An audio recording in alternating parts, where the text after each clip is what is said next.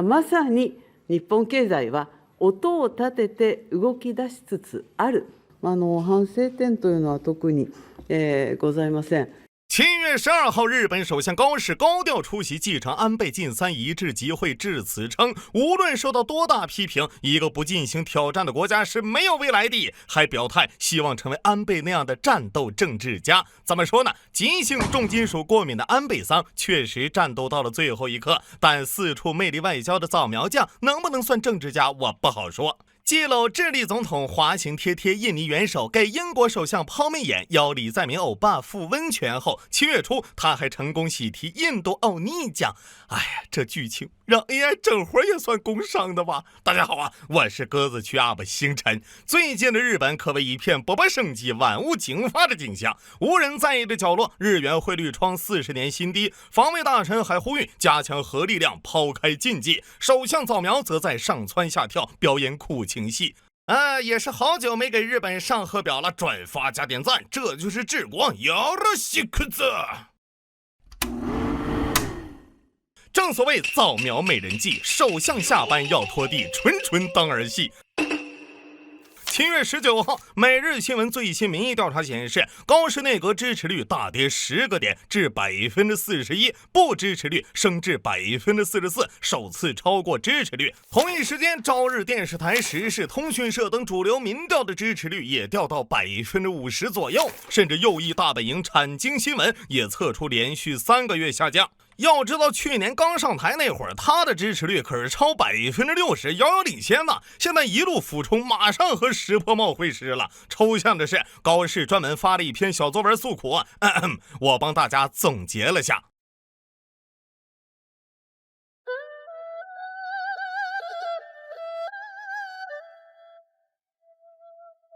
60多岁我把首相做，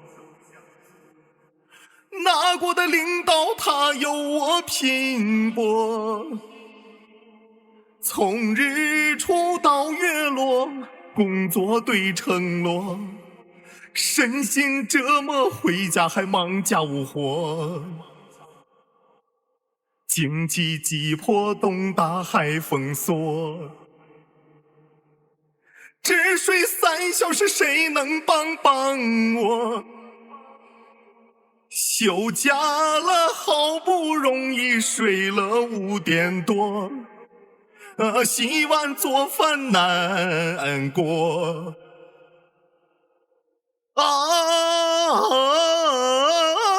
命运啊，为什么这样折磨着我？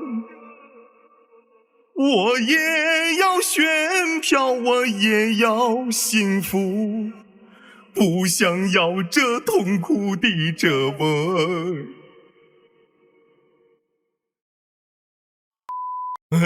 你也睡3小时啊？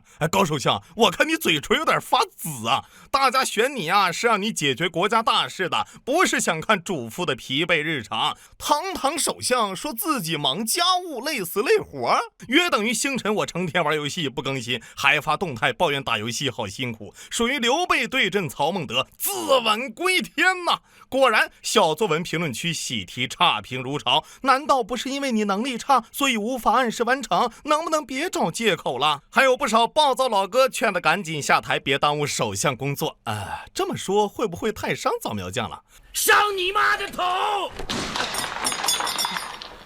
巧的是，同一时间众议院恰好公布了议员财产，465名议员中1/3的人总资产低于1000万日元，不到40万元人民币身家。这些还属于装一下的体面人，因为日本国会议员平均年收入约合120万人民币，那不装的呢，约20%的人资产居然是零耶！这太幽默了，合法合规零家产，海瑞都办不到啊！议员老爷真把日本人当傻而这些伶人包括祖父是前众议院议员，父亲是众议院议员兼内阁官房长官，本人连任5届议员的加藤年子，还有前名古屋市长连任5届议员的河村隆之，最重磅的当属这位前首相之子，现任防卫大臣小泉进次郎。虽然小泉家140年来4代从政，虽然他住的小房子长这样，虽然他老婆名下持有国债股票及其他金融资产近3亿日元，虽然25年内阁公开资产时小泉以2.7亿资产高居榜首，但现在他的资产是零，就是说他半年花光了2.7亿。嗨，你别管对不对，你就说公示没公示吧，我建议把他们组团发配成都，验验是不是真的零。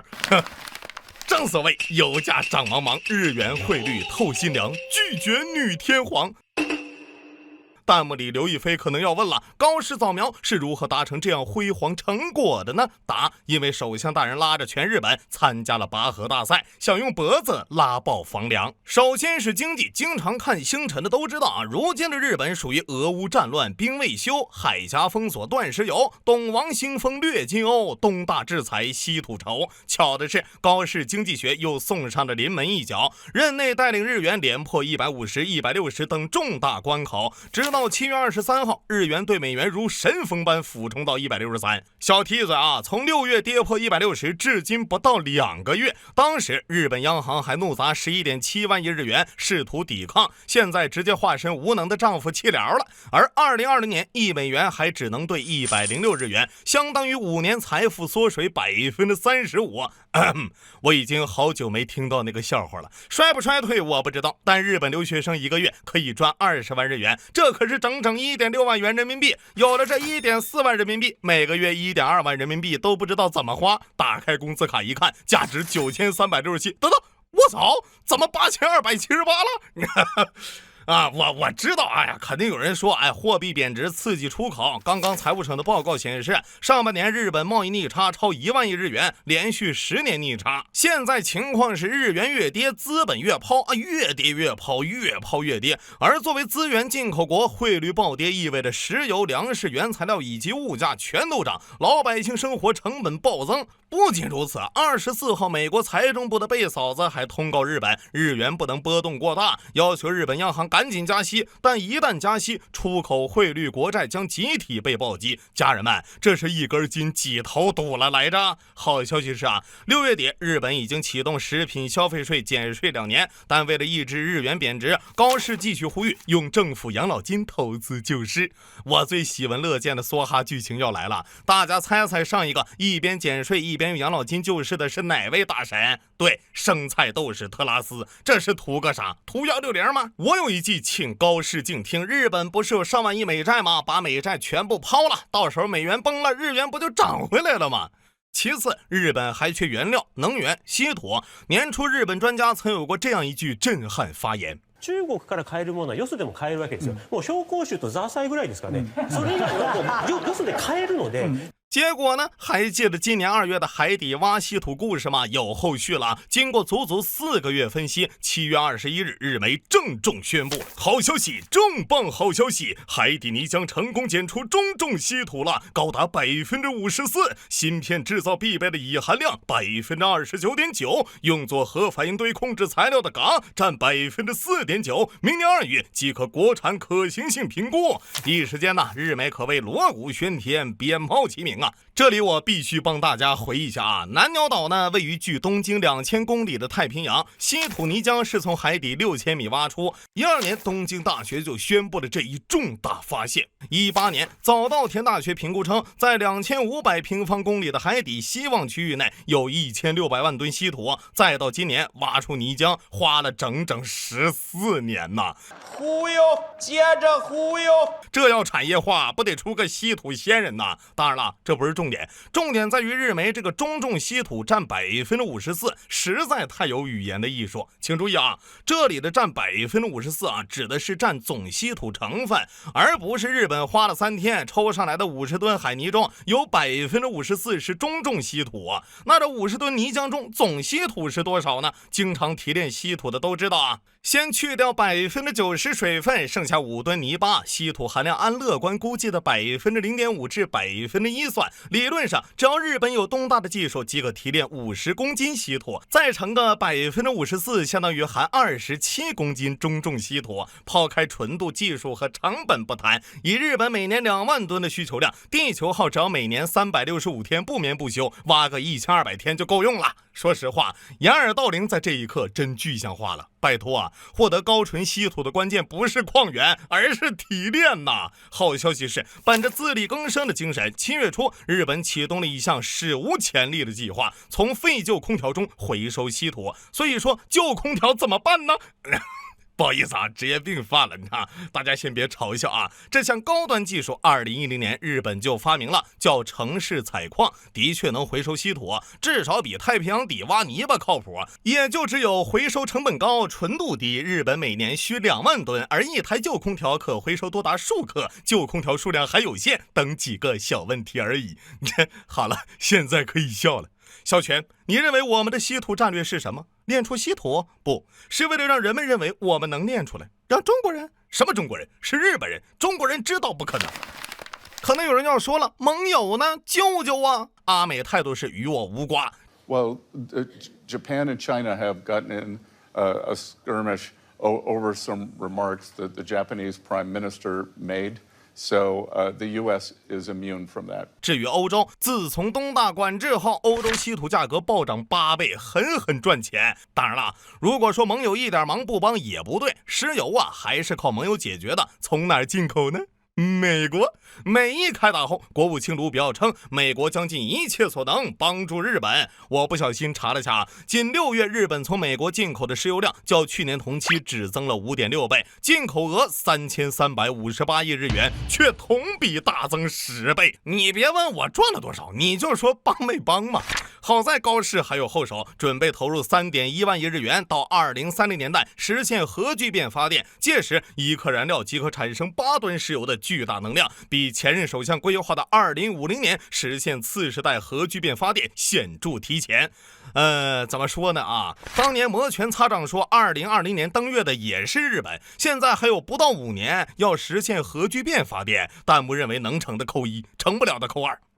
如果说日本经济属于喜剧片，那高市领导的日本政坛就是惊悚片了。作为日本首个女首相，25年极度保守的高市就因为支持女性结婚后改夫姓被开除女籍，现在居然还为了所谓的天皇血统纯正断了女天皇之路，这谁听了都得来上一句 back out。 虽然日本出过8位女天皇，虽然只有独生女的现任天皇此前表态，所有皇室法案的修订都应得到国民认可，虽然共同社承认有81%的受访者赞成女性天皇，但7月中高市领衔的自民党还是在国会通过皇室典范修正案，内容有2条，一是允许女性皇族婚后保留皇族身份，二是强调皇位只能由父系男性继承，相当于堵死了现任天皇的独生女爱子公主上位的可能。对此，东京新闻、朝日新闻、读卖新闻等主流日媒纷纷发表社论，坚决反对。怎么说呢？早前日本为了所谓万世一系的纯正血统，皇室一直是跟自家亲戚通婚。那学过生物的都知道啊，近亲容易得隐性遗传病。从1965年到2006年，皇室没有一位男胎诞生，至今皇室仅剩下16人。而早在2020年，日本举行了立皇嗣仪式，皇太子是时年60岁，比天皇小6岁的玉帝文仁，第二继承人则是文仁的儿子悠仁。但这次的修正案还包括允许收养2战后被剥夺皇族身份的旧官家的15岁以上男性为养子，养子的儿子日后也能获得继承权，这事儿可就大了啊！重点介绍下未来天皇悠仁，自出生起就被宣传为超越常人的天才，那是6岁发明赛蔡伦，小学作文比鲁迅呐，妥妥的日本神童。结果没2年就露馅了，民间疯传他是智障，各种离谱传闻一件接一件。比如他从小就表现了不平凡的学习能力，小学5年级入选福冈县作文奖，然后被巴士抄袭。22年，网上流传一张他的成绩单，满分1000分的考试，你们猜考了多少？20。既然学习不好，那就只能专心科研了。23年，悠仁与日本国立科学博物馆的研究员共创了一篇蜻蜓的论文，没成年的悠仁力压2位学者位列1座。和他一起研究的研究员情商拉满，对此高度评价。斉藤様はですね、夕暮れ時になってもですね、走るんですね。もうあちらの池の方がトンボが面白そうだから見てきますと。哎，难为人家了，也是真没地方夸的了。虽然悠人没有发明能力，但坊间一直传说他从小没有生育能力。怎么不算赛蔡伦呢？